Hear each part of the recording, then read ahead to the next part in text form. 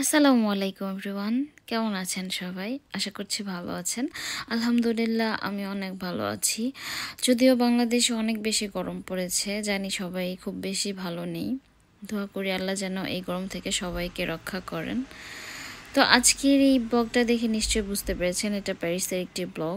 যদিও আমি last year প্যারিসের আমার ব্লগটি আপলোড করেছিলাম।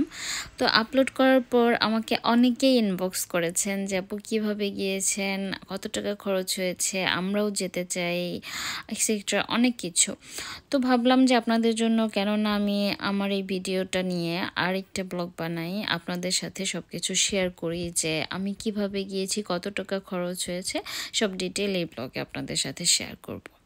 তো সেই জন্য আমার এই ব্লগটি আপনাদের শেষ পর্যন্ত দেখতে হবে।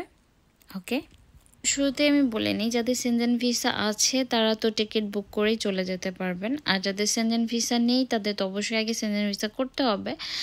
আর যদি আপনাদের ব্রিটিশ পাসপোর্ট থাকে তাহলে তো আর ভিসার দরকার নেই। সো সেক্ষেত্রে আপনাদের আগে যাদের নেই তারা আগে সেনজেন ভিসা করবেন। সেনজেন ভিসা করতে খুব বেশি টাকা লাগে না, আই থিঙ্ক 200-300 পাউন্ডের মধ্যেই হয়ে যাওয়ার কথা। আর যাদের ভিসা এখনও আছে তারা অবশ্যই টিকিট বুক করবেন। টিকিট বুক করতে 30 পাউন্ড or 50 পাউন্ডের মধ্যেই হয়ে যাবে টিকিট বুক করতে। আর যদি আপনার থাকা খাওয়ার খরচটা আমি বলি, আমাদের 300 or 300-এর more than 300 or I think 400-এর মধ্যে হয়ে গিয়েছিল।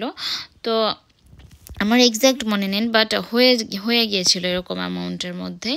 যদিও আপনার যদি চিপ একটু হোটেলে থাকতে পারেন সেক্ষেত্রে আপনার খরচটা একটু কমে যাবে। আর যদি মনে করেন যে না আমি একটু ভালো দামি হোটেলে থাকবো সেক্ষেত্রে আপনার খরচটা অবশ্যই বেড়ে যাবে। আর যদি আপনার কোনো আত্মীয় স্বজন থাকে ফ্রান্সে তাহলে তো কথাই নেই, তাহলে তো আপনার খরচ একদমই কমে যাবে। মানে খরচ না বললেই না, বিকজ অনেক হেল্প করে তারা। যারা সত্যি কথা, আমরা যখন গিয়েছিলাম আমাদের কিছু কাজিন আত্মীয় স্বজন ছিল, যদিও তারা আমাদের ব্লাডের কেউ না, বাট তারা আমাদের অনেক হেল্প করেছে।